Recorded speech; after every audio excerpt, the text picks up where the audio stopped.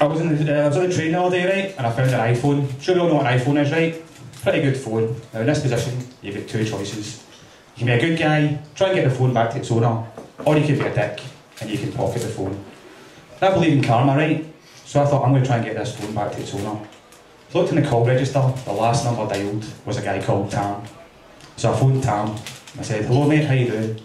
I found your mate's phone, meet me at Central, I'll give you the phone, you can give it back to your mate. He replied, Gerry, what are you talking about, mate? I said, no, the word Gerry's come up on your phone because I'm phoning you from your pal Gerry's phone. I'll find it, meet me, I'll give you the phone, you give it back to your mate Gerry. He replied, Gerry, what have you been taking, mate? This went back and forth for about 5 minutes until I decided Tam was a fucking moron. So I thought I'll phone somebody else and get this phone back to this guy Gerry. So I hung up the phone and almost instantly it rang. Anyone guess who it was? It was Ta. So I answered it and I said, hello mate. And he said, yeah, Gerry, I think some cunt's got your phone by the way. Really guilty of doing the whole drunk text thing. You know what I'm talking about? Like you get to that stage where you're just really, really drunk and you know you're out and there's just this switch goes off in your head where you're like, I want to have sex!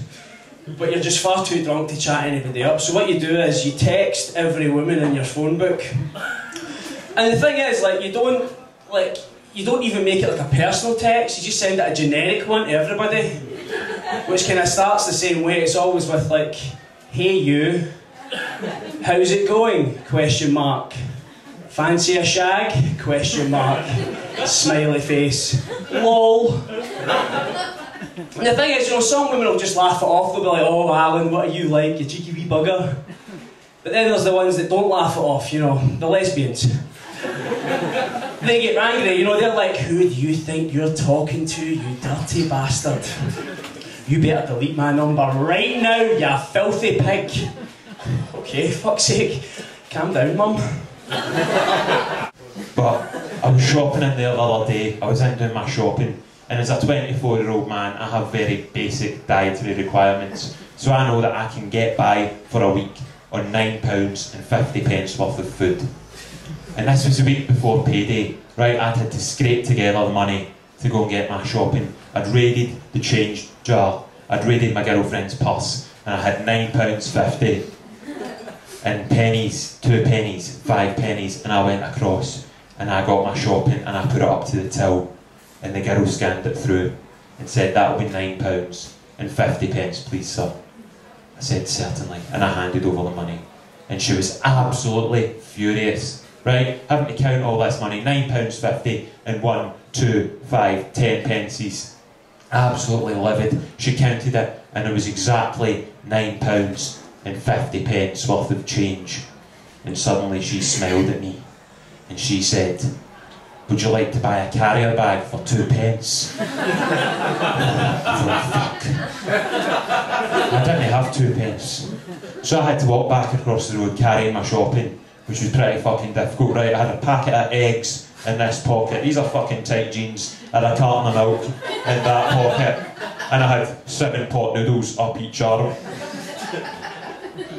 But I'm smarter than her. I know I'm smarter than her, right? And I thought, it's a Thursday night. If she's working tonight, she's going to be working next Thursday night, right? So I hatched a plan like Sherlock Holmes, right? And I went back a week later, again, with nothing but 1, 2 and 5 pences.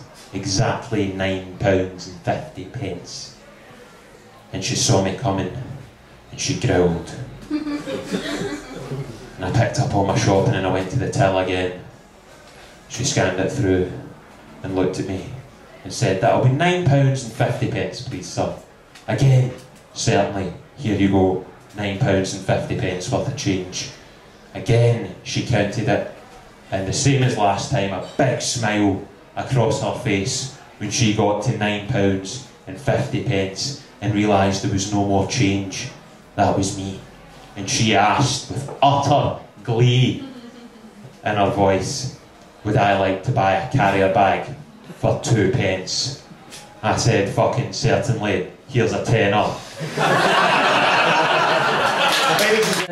That's it, man. I do love Glasgow. I love music as well. I love the music that Glasgow has given to the world. You know, Glasgow has given the world bands like the Partick Monkeys,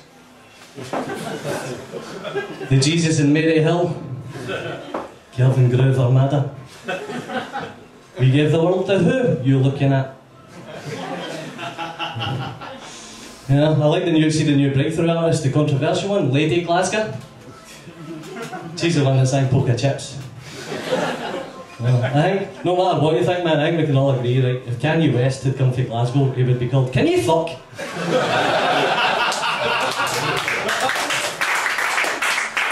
I was checking the phone before I come on.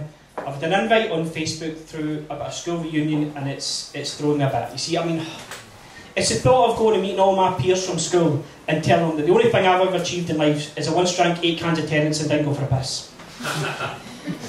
It's the thought of, you know, I went to school in Airdrie. You know, if I thought, if I ever want to meet old schoolmates, I'll hang about the needle exchange. But what's worse is having this same conversation over and over again, you know. You kids? No. You married? No. Have you got a girlfriend? No. You got a good job? No. Got any hobbies? I do a bit of stand-up. How's it going? Not very well.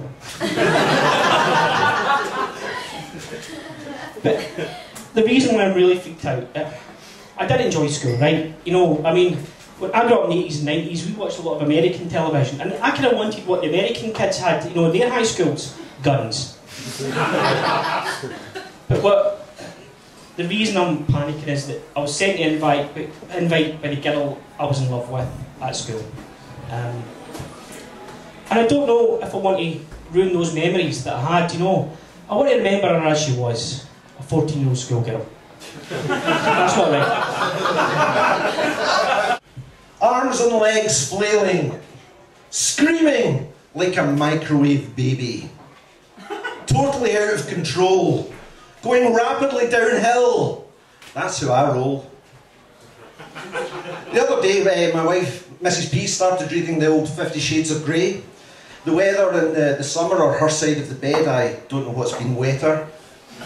So the other night, after reading a couple of chapters, she rolled over to the drier side of the bed and whispered a suggestion seductively in my ear. I got out the Dungeons and Dragons, because that's how I play. I'm a huge fan of Chinese stand-up comedy. I find it funny and it makes me lose control, and I do this. Because that's who I lol. I think that the biggest problem with being the life and soul of any party is getting the smell of piñata off my penis. Tough night tonight. To be honest with you, I think tonight I'm just going to go back and relax on the couch with a cold one. I just hope that the morgue doesn't realise that she's gone. Well, have we all seen the topless pictures of Kate Middleton? Yeah, a few of you had. I thought you would. I just thought, what the hell, that's what the internet's for. Which, incidentally, was exactly what Prince Philip said to the Queen as he was frantically Googling them.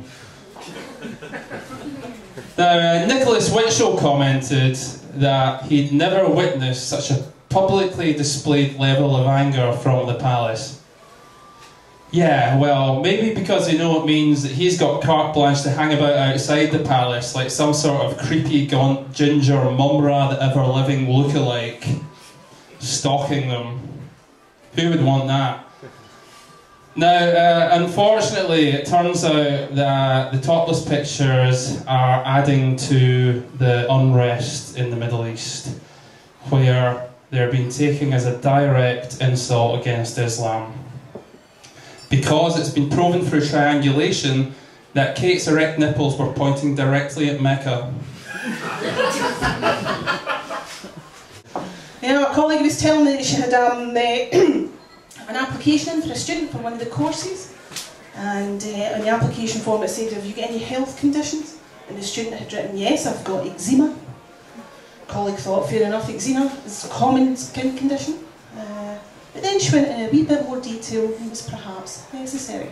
She says, yes, I've got eczema of the forefinger and the fanny. I says to my colleague, what did you do? She says, well, I never shook her hand at interview, I was getting that about.